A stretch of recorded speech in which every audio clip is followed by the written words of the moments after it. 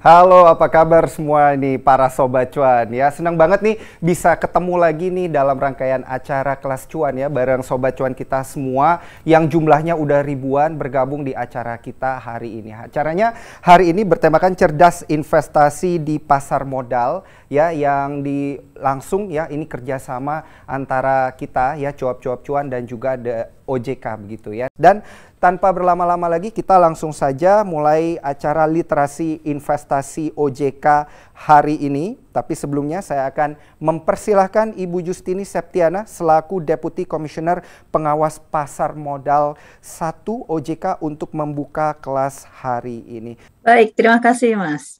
Assalamualaikum warahmatullahi wabarakatuh. Selamat siang, salam sejahtera bagi kita semua. Om Swastiastu, Namo Buddhaya, salam kebajikan. Bapak, Ibu, serta para hadirin yang berbahagia, di tengah kondisi pasar modal Indonesia di tahun 2021 ini yang diperkirakan masih akan terus dipengaruhi oleh dampak pandemi COVID-19 yang sedianya belum akan berakhir, saya melihat ada dua fenomena yang cukup menarik yang diharapkan dapat mendorong perkembangan pasar modal Indonesia, sekaligus menarik minat investor untuk berinvestasi secara aktif di pasar modal Indonesia. Yang pertama adalah fenomena pertumbuhan investor retail pasar modal Indonesia yang bergerak cukup signifikan. Jadi kalau kita melihat dari sisi demand-nya di tahun 2021 ini. Sebagai gambaran, per 6 Agustus 2021 kemarin, jumlah SID tercatat sebanyak 5,88 juta. Atau secara year to date meningkat sebesar 51,68% dan secara year on year meningkat sebesar 94,7%. Cukup fantastis. Terlebih lagi peningkatan jumlah investor di masa pandemi ini justru dinominasi oleh kaum milenial dan generasi Z yang berumur di bawah 30 tahun yang tercatat mencapai lebih kurang 58,45% dari total investor. Yang kedua adalah adanya rencana dari beberapa perusahaan rintisan atau startup di Indonesia yang berstatus unicorn atau dekakorn yang akan melakukan IPO. Dan yang sudah berhasil melakukan IPO adalah PT Bukalapak dengan melepas saham sebesar 25,7 miliar saham. Dengan total nilai penawaran umum perdana sebesar 21,9 triliun. Ini cukup fantastis. Dengan masuknya unicorn dan dekakorn ke bursa saham domestik, tentu akan berpotensi mendongkrak market cap pas saham emiten di Bursa Efek Indonesia dan menarik lagi banyak investor, termasuk investor asing. Maksudnya perusahaan-perusahaan startup tersebut juga diharapkan dapat lebih menggairahkan perdagangan saham di bursa dalam negeri. Jadi artinya pasar kita akan menjadi semakin dalam. Bapak dan Ibu serta para hadirin yang saya hormati, perkembangan investor retail juga cukup pesat, khususnya di kalangan milenial. Selain menjadi hal yang menggembirakan juga membawa konsekuensi tersendiri.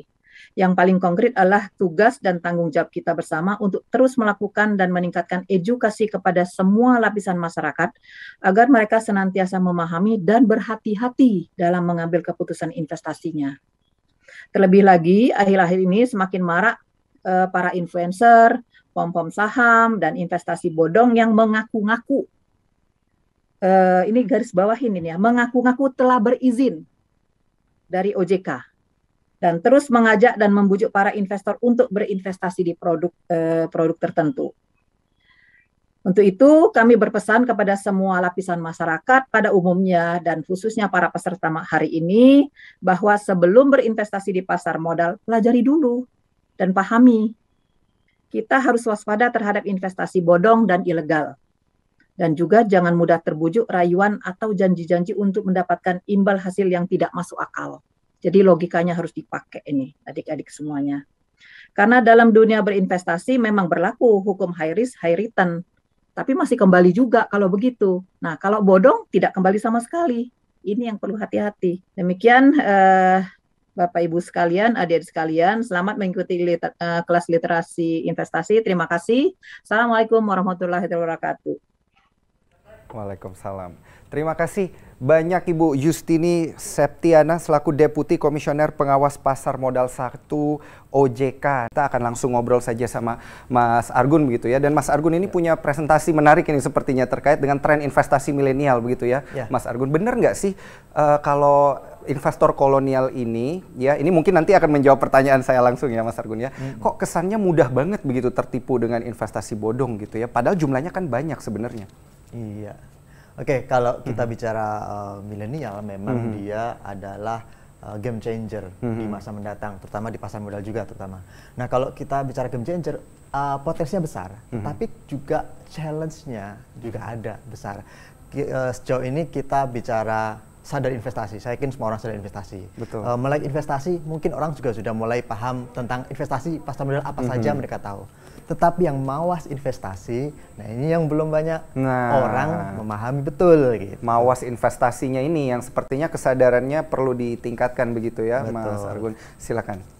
Realitanya memang, alhamdulillah nih, Sobat Cuan dan Daniel, milenial sejauh ini memang mereka, kalau kita lihat dari yang terdekat dari kami di CNBC Indonesia, tim riset CNBC Indonesia, kami lihat konsumen CNBC Indonesia memang kebanyakan adalah milenial.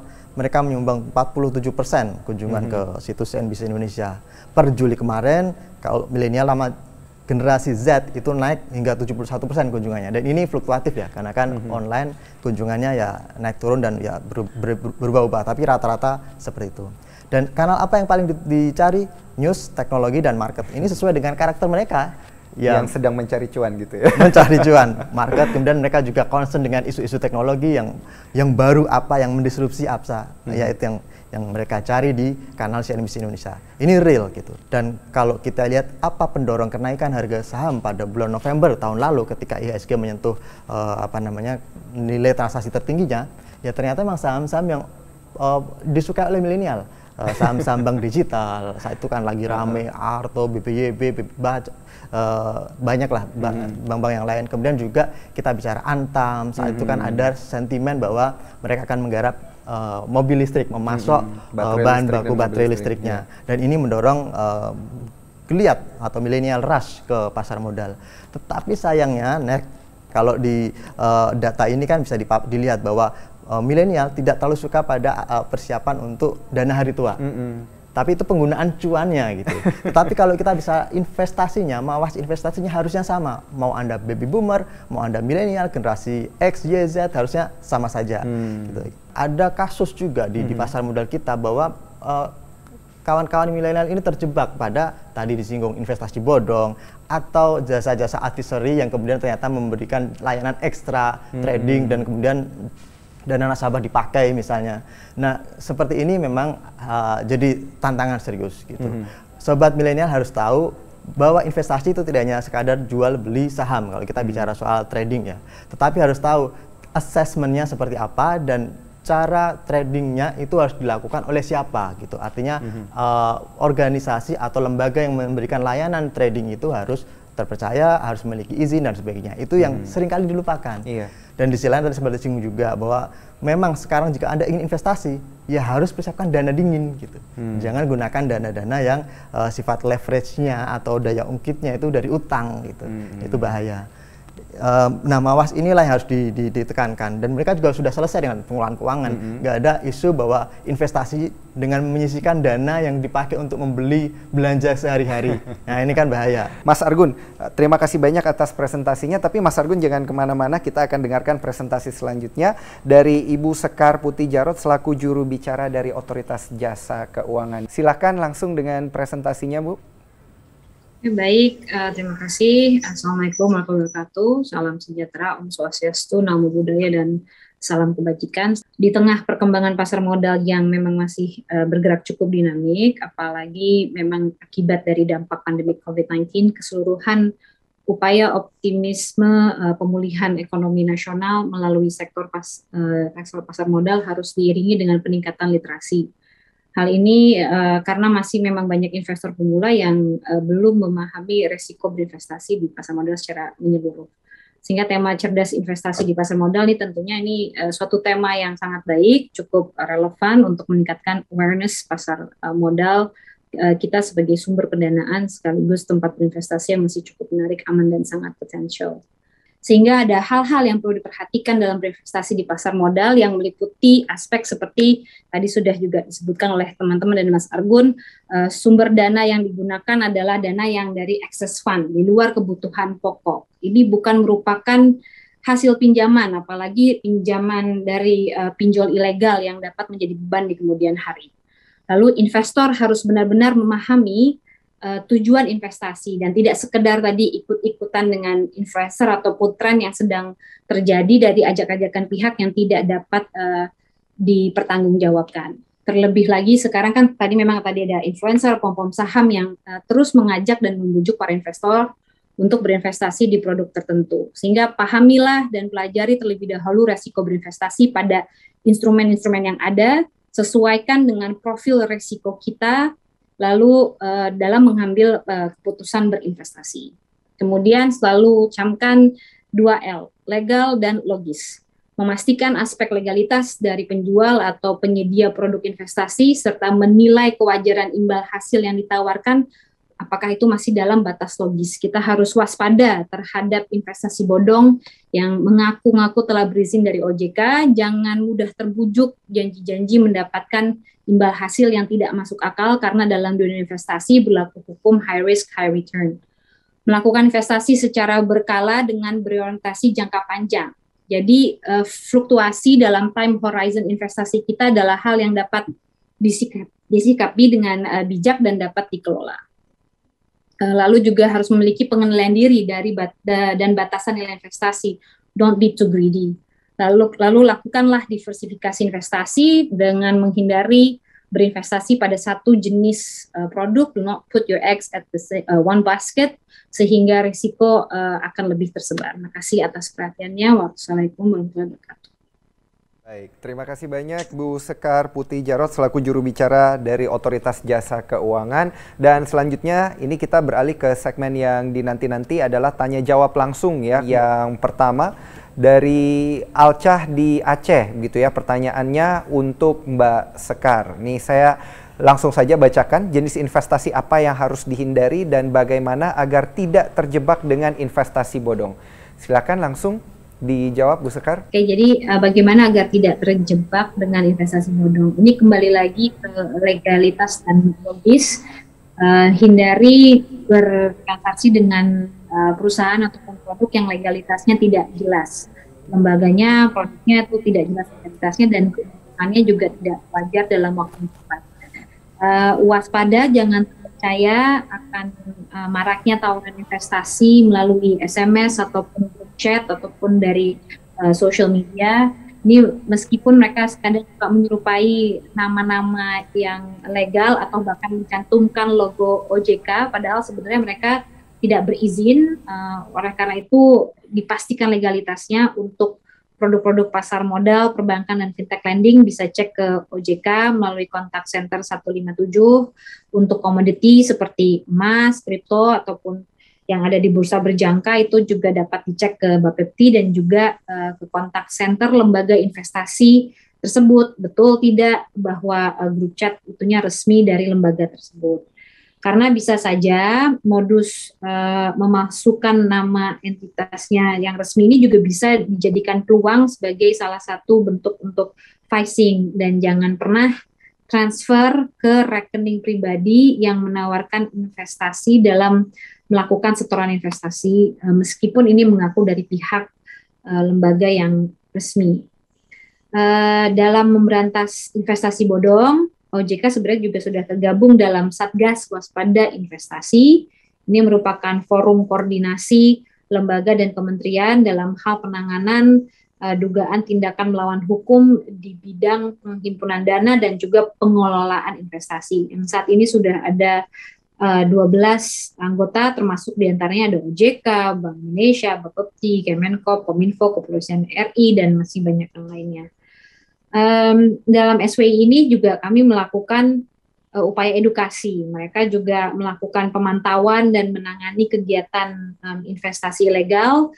SWI juga mengumumkan investasi ilegal kepada masyarakat melalui siaran pers dan mengajukan blokir website dan aplikasi secara rutin, dan menyampaikan laporan informasi kepada Barreskrim Polri untuk penegakan hukum.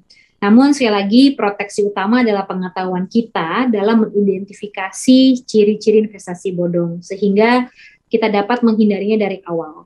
Mari kita saling mengingatkan keluarga, saudara, dan juga kerabat agar tidak mudah tergoda dengan adanya penawaran-penawaran ini selalu cek legalitasnya dan mari kita bersama-sama melawan para pelaku investasi bodong yang memang tujuannya mereka untuk meraup kepentingan pribadi. Baik, ini semoga juga Sobat Cuan ini menyimak dengan baik ya, harus hati-hati, jangan cuma ingat cuannya aja gitu ya, ingat risikonya. Betul. Dan tetap harus waspada.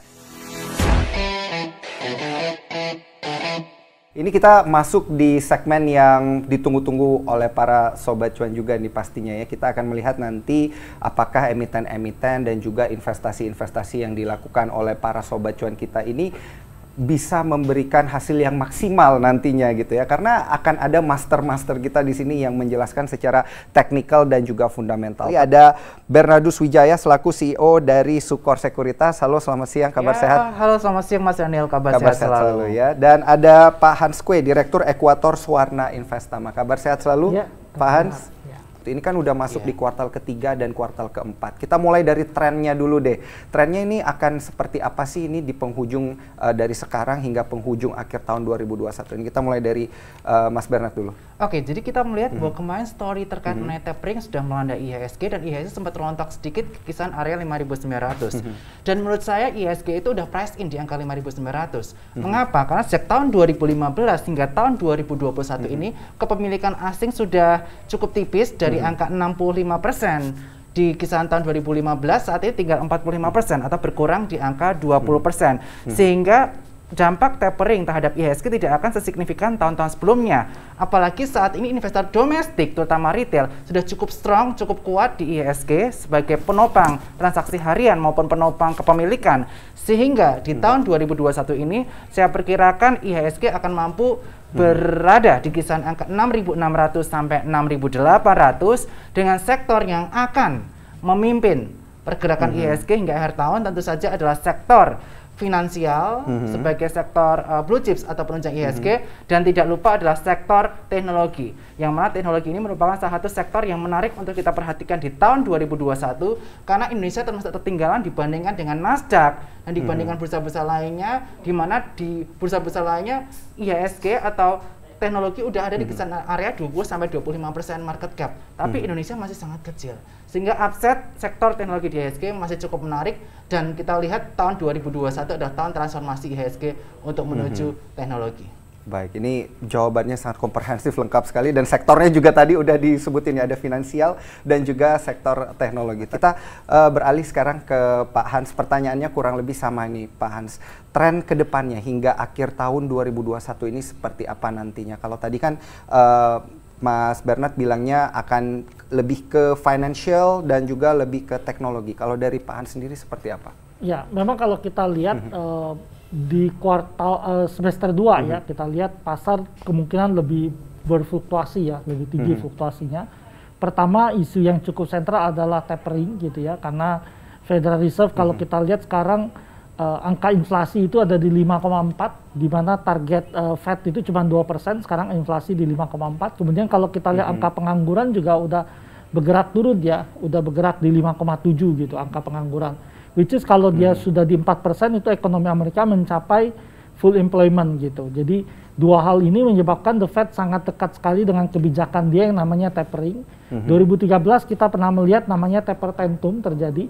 Tetapi memang ada sedikit perbedaan sekarang dengan periode 2013. Waktu 2013 memang terjadi aliran outflow yang cukup besar dari emerging market termasuk Indonesia balik ke Amerika. Tapi sekarang mungkin nggak sebesar itu. Tetapi kita harus melihat memang pasar akan berfluktuasi di sana. Tetapi dampaknya sebenarnya nggak terlalu besar, tapi fluktuasinya pasti ada. Nah, kenapa saya bilang tidak terlalu besar? Pertama, kalau kita lihat Fed cukup jelas mengkomunikasikan kebijakan mereka, yang pertama. Yang kedua adalah dana itu tidak masuk sangat besar ke pasar kita. Kalau kita lihat kepemilikan asing di pasar saham itu sedikit bergerak turun. Kemudian di pasar bond pun dari 38-40% itu bergerak ke 20-an%, 25%, sehingga kalau terjadi namanya tapering, dana itu keluar sesaat, kemudian nanti kembali lagi ke emerging market gitu.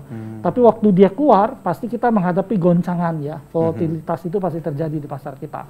Nah, yang kedua adalah Yang ketiga adalah likuiditas yang sangat longgar di pasar gitu ya. Likuiditas sangat longgar yang melakukan quantitative easing itu nggak cuman Federal Reserve, tapi ada ECB di sana, ada Bank Indonesia juga. Jadi likuiditas sangat longgar sekali gitu.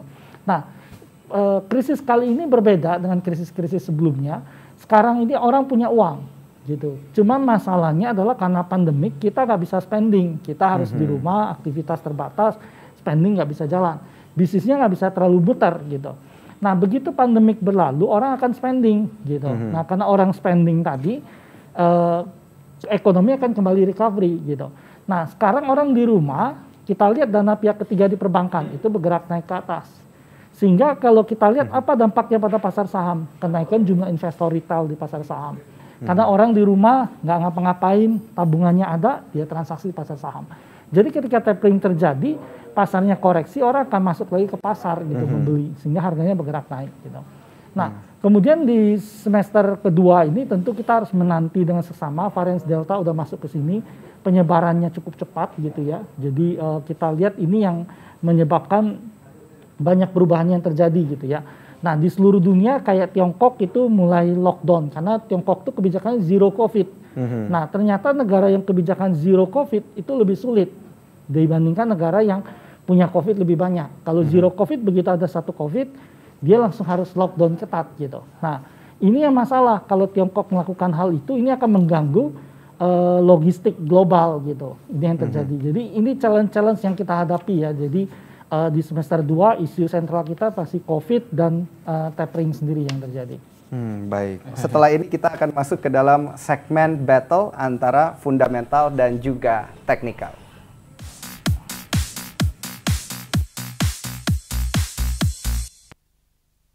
Nah, di segmen battle fundamental dan juga teknikal ini kita akan melihat nih secara praktek langsung begitu ya, analisa fundamental dan teknikal terhadap kasus-kasus yang biasa kali terjadi ketika Sobat Cuan ini melakukan transaksi saham, trading maupun investasi. Nah, apalagi yang nyangkut-nyangkut nih banyak nih kayaknya kasusnya ya, Mas Bernard dan juga Pak Hans. Kita langsung ke kasus yang pertama ya. Kalau misalnya ada contoh kasus seperti ini nih katanya, ada saham yang ARB beberapa hari lalu disuspend ketika dibuka lagi perdagangannya, apa yang harus dilakukan? Untuk yang fundamental, pertanyaannya adalah faktor fundamental apa yang harus dilihat pada saham tersebut.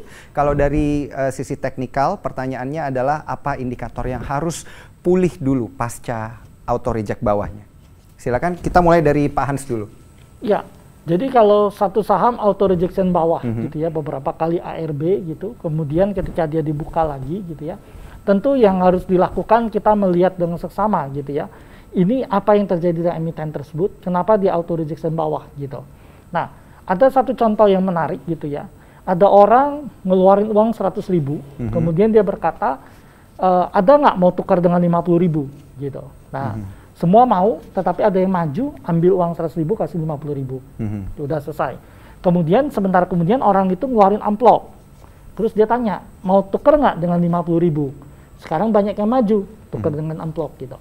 Nah, kita melihat kasus pertama itu adalah orang yang memahami fundamental, value-nya dia tahu, kemudian dia menukar 100.000 tadi dengan 50.000. Nah, pada kasus kedua adalah spekulan. Dia berharap amplop tadi isinya 100.000 atau 1 juta. Dia beli dengan 50.000. Padahal amplop itu bisa aja kosong, bisa juga surat utang di dalamnya gitu. Nah, ini yang harus dilihat dengan seksama, dicermati bahwa yang kita beli itu berapa nilainya di sana gitu. Jadi nilai itu bisa nilai benar-benar karena dia under value kita beli, atau kita bisa melihat potensi growth dia ke depan sehingga kita membeli itu gitu. Jadi pilihannya tentu setelah kita cermati apa yang terjadi baru kita memutuskan gitu, apakah kita membeli atau enggak di sana. Kurang lebih seperti itu ya dari sisi fundamentalnya ya. Nah, kalau dari sisi teknikalnya ini apa yang perlu dilakukan? Kalau sudah berkali-kali ARB, ini indikator teknikal apa sebenarnya yang harus pulih dulu ini pasca ARB? Jadi kita saat saham-saham itu mengalami ARB, ketika kita beli di pucuk, kita harus istilahnya disiplin dengan trading plan kita. Kita harus disiplin stop loss, itu yang paling penting sebagai seorang trader. Mengapa begitu? Kita amankan modal. Seperti ketika kejadian ARB beruntun saham-saham Bank Digital beberapa hari lalu, ketika kita menyelamatkan stop loss dari awal, kita bisa kembali lagi melakukan serap ketika ada pantulan di bawah. Nah, apa indikator yang perlu kita perhatikan? Jadi ketika saham mengalami penurunan dan secara beruntun, yang perlu kita perhatikan adalah area support-support kuatnya yang ada di saham-saham tersebut. Seperti contoh waktu itu BABP setelah mengalami penurunan secara beruntun, kita bisa perhatikan area support untuk BABP waktu itu di area 565, area 510, kemudian 465 dan area 420. Itu yang bisa kita perhatikan. Kalau kita lihat di satu titik dia udah keluar, udah udah jebol area tersebut dan kalian belinya di base tersebut, kita harus disipin keluar. Dan kapan kita beli lagi? Beli lagi ketika di area supportnya dia ada pantulan dengan volume yang cukup besar. Oke, berarti yang dilihat berarti volumenya dan pola teknikalnya begitu ya, secara keseluruhan ya. Yes. Pola teknikalnya dan volumenya ketika dia mengalami kenaikan di hari tersebut. Jadi istilahnya udah oversold, udah jenuh jual dan tekanan belinya udah ada. Itu merupakan area demand. Nah, nanti kapan kita melakukan aktivitas taking profit, kita lihat resisten-resisten selanjutnya secara horizontal maupun kita tarik Fibonacci dari dia pucuk, kemudian dia ARB beruntun, kita tarik ekor paling bawah dengan ekor paling atas. Kita perhatikan area-area Fibonacci 31,8, 50% dan di kisaran 61,2.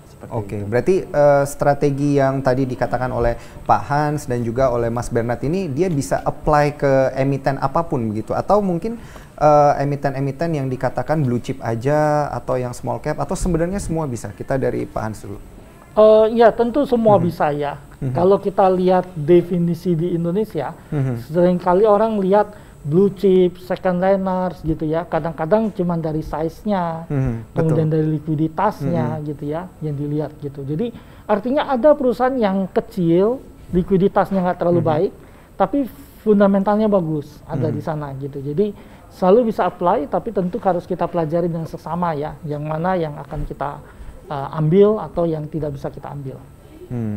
Dari Mas Bernard sendiri, apakah strategi melihat teknikal tersebut itu berlaku untuk semua emiten atau hanya yang volumenya gede aja gitu? Nah, secara teknikal khususnya kita melihat saham-saham mana yang liquid. Likuiditas is very important buat para trader, buat para technical trader, sehingga ini berlaku untuk saham-saham yang sangat liquid dan diperdagangkan oleh banyak pihak, terutama banyak broker. Itu kita bisa lihat dari sisi transaksi. Baik, ya ini dicatat ya Sobat Cuan, menarik sekali ini saran-saran dan juga pola-pola teknikal dari sisi fundamental juga jawabannya sangat menarik. Ini untuk digarisbawahi oleh para Sobat Cuan supaya tingkat boncosnya berkurang. Ini kita beralih kembali masih di segmen Battle Fundamental dan Teknikal, kita ke analisis kasus yang kedua ya. Ini bagaimana cara menilai karakteristik perusahaan yang akan survive melewati masa pandemi dan akan menunjukkan pertumbuhan ke depannya. Karena hingga saat ini banyak saham blue chip yang mengalami downtrend.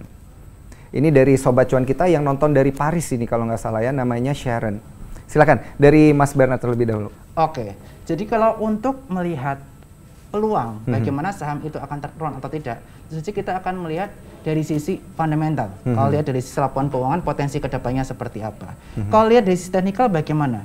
Kalau lihat dari sisi teknikal, kita hindari perusahaan yang mengalami downtrend terus-terusan, yang mana kita melihat downtrend terus-menerus itu ditunjukkan dengan terbentuknya lower low, lower high. Jadi lembahnya semakin rendah, puncaknya semakin rendah, dan belum ada tanda-tanda pembentukan area lower yang sama rata dan high yang sama rata. Kalau dia dari downtrend udah mulai membentuknya sama rata, berarti dia ada potensi nanti akan membentukkan namanya bullish reversal. Tapi hati-hati dengan saham-saham yang downtrend seperti ini, better kita wait and see sampai udah ada tanda-tanda bullish reversal pattern. Dimana kita nanti akan belajar di technical ada pola cup and handle, inverted head and shoulders, double bottom dan pola-pola lain yang menunjukkan bahwa ada pembalikan arah. Dan pembalikan arah itu wajib disertai dengan adanya volume yang kencang. Pola pembalikan arah dan volume ini. Yes, dan kemarin udah sempat ada beberapa saham yang mulai ada tanda-tanda pembalikan arah, terutama saham-saham dari sisi blue chips. Kita bisa lihat di saham-saham coal, PTBA itu udah mulai ada demand di area 2100. Di mana kita melihat bahwa betul harga batu bara mengalami kenaikan cukup signifikan dan ada pola cup and handle di situ, itu menarik.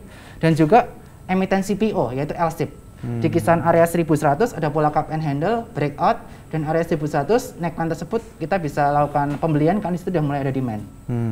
Menarik ini kalau kita lihat karena kalau kita lihat isu-isu yang berada di pasar, data-data pasar kan juga mengatakan bahwa emiten batu bara ini masih lagging begitu ya. Tapi ternyata ada konfirmasi juga nih dari sisi teknikal ada konfirmasi bahwa mulai ada demand dan ada aktivitas breakout dengan volume yang cukup besar di emiten CPO dan juga batu bara. CPO dan juga batu bara. Baik, kita beralih ke Pak Hans. Pak Hans, ini karakteristik perusahaan-perusahaan yang bisa bertahan nih di kala pandemi seperti saat ini. Secara fundamental melihatnya seperti apa? Karena kan memang kita lihat dari kemarin banyak banget ya perusahaan-perusahaan besar gitu yang laporan keuangannya pada minus-minus gitu akibat pandemi.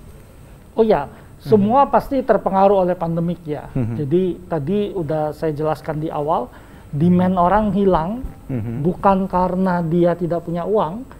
Memang sebagian orang karena terganggu pandemik jadi dia masalah keuangan, tetapi sebagian orang tidak bisa consumption gitu, itu mempengaruhi sehingga banyak emiten terganggu. Nah, ketika membeli suatu perusahaan, tentu saja investor harus memahami membeli saham adalah membeli perusahaan tersebut.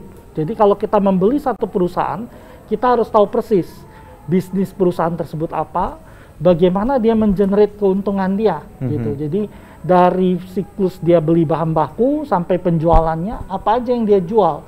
Kemudian kita melihat dengan seksama, apakah barang yang dia jual ini tren ke depannya seperti apa. Jangan-jangan barang yang dia jual ini kalau trennya ditinggalkan orang, tentu kita akan sulit gitu ya. Jadi ada industri-industri itu yang udah sunset industry, tetapi ada yang masih growing, udah mature gitu ya.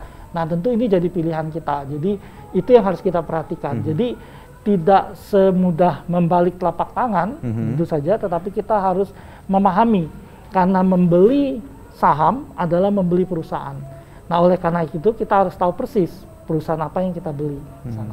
Baik, kalau gitu ini langsung nih saya mewakili Sobat Cuan nanya ke Pak Hans, industri dan sektor apa nih yang menurut pandangan fundamental Pak Hans ini akan bertahan dan juga lumayan resilient begitu ya mengatasi pandemi ini? Ya. Memang kalau kita lihat, orang tentu akan bicara yang masih cukup bertahan kan di consumer good, kemudian makanan gitu ya. Kemudian bisnis-bisnis yang bisa memanfaatkan digitalisasi untuk tetap berjualan di tengah periode pandemik gitu. Nah, ketika itu terjadi di awal-awal gitu ya. Sekarang kalau kita lihat, apa story yang ada di dunia gitu. Pandemik ini ada berkatnya juga gitu ya. Jadi kalau kita lihat, ekonomi global itu selalu lambat. Grand super cycle kenaikan komoditas berakhir di 2012. Itu berakhir, kemudian dia turun. Nah, kita lihat industri properti Indonesia, karena orang kaya di Indonesia datangnya dari 3 sektor. Pertama properti, kemudian kedua komoditas, ketiga sektor keuangan gitu. Nah, ketika komoditas turun, ternyata demand propertinya hilang. Karena orang yang tadinya bisnis komoditasnya bagus, itu turun pendapatannya, demand propertinya nggak kuat. Turun juga. Sehingga super cycle kenaikan properti itu berakhir di 2013. Demand properti itu cuma ada sampai 2015 gitu. Nah, ketika pandemik datang, ekonomi kayak di restart gitu ya. Kita lihat apa yang dilakukan oleh Biden. Dia beberapa pekan lalu Senat meloloskan paket 1 triliun gitu. Kemudian mereka lagi mengupayakan supaya diloloskan lagi 3,5 triliun untuk infrastruktur gitu. Nah, kita tahu kalau paket itu 4 triliun US dollar, berapa besar 4 triliun US dollar? Kita lihat waktu Federal Reserve 2008, ketika Amerika menghadapi masalah, 4 tahun Fed mencetak 4 triliun US dollar. Karena neraca Fed itu sebelum krisis 800 miliar US dollar, sesudah krisis 4,8. Waktu awal-awal pandemik di 2020 gitu ya, neraca Fed itu udah turun kurang lebih 3,9 triliun US dollar. Begitu selesai, sekarang kita cek neraca Fed 8 triliun lebih gitu. Jadi dia cetak 4 triliun. Which is ini akan ada lagi 4 triliun yang masuk ke pasar. Kalau Fed yang dia lakukan membeli surat berharga, ini duit akan masuk ke sektor real gitu. Karena ketika dia bangun infrastruktur, bagaimana demand dia untuk baja, demand dia untuk berbagai komoditas, timah, nikel gitu. Itu akan ada. Tetapi harus kita ingat, Biden itu pro lingkungan. Jadi dia akan memperhatikan dengan seksama yang green industry dia akan lihat gitu. Jadi komoditas yang green itu akan terdorong naik ke atas karena kebijakan itu. Jadi kita harus melihatnya satu persatu, kebijakan ini dia akan positif di mana. Baik. Kebijakan itu yang akan kita lakukan. Teknologi, saya tetap positif dengan teknologi gitu ya. Tetapi tidak semua perusahaan teknologi dan bank digital akan survive. Akan ada pemilihan di sana gitu. Kita harus melihat siapa yang udah berhasil raising fund. Bukalapak, suka tidak suka, dia kalau kita lihat kemarin dia bisa raising 22 triliun, sebelumnya dia punya cash 2 triliun dan zero hutang gitu. Artinya dia punya 24 triliun di sana gitu. Dia udah berhasil raising fund. Jadi potensi dia untuk berkembang itu sangat besar sekali. Jadi dana yang dia pegang ini 2 kali lipat daripada yang di-spend orang untuk menjerit pasar, mengenerate pasar ya. Jadi dia udah dapat. Yang beresiko itu yang belum berhasil generate uang, baru berencana. Kalau nggak berhasil generate uang itu yang berbahaya gitu. Jadi kita tetap positif dengan saham teknologi. Kemudian cerita Indonesia itu adalah growth di tahun depan gitu ya. Tahun depan itu harapannya pandemik udah selesai. Nah kemungkinan yang akan growth cukup bagus itu adalah banking sektor gitu. Karena kenapa? Backbone ekonomi Indonesia tetap di banking gitu. Nah, bank yang mana? Bank-bank besar biasanya yang akan lebih diuntungkan. Karena mereka yang harus menyalurkan kredit, kemudian ekonomi growth, mereka akan diuntungkan. Cuma memang challenge gede perbankan ini bagaimana dia mencatat kredit macetnya gitu. Karena kan kita tahu perbankan kita dibantu banyak oleh OJK, lewat POJK untuk restrukturisasi gitu ya. Dan kelihatannya bisa diperpanjang sampai tahun 2023. Nah, tetapi after 2023, bank harus membukukan kredit macet tadi sebagai kerugian. Nah, ini bagaimana dia manage itu sangat penting sekali gitu. Nah, ini yang kita lihat tadi. Baik, ini udah lengkap banget ya Sobat Cuan penjelasan dari Mas Bernard dan juga Pak Hans ke depannya akan seperti apa, bahkan udah disebutin beberapa emiten dan juga sektor-sektor menarik ini ke depannya.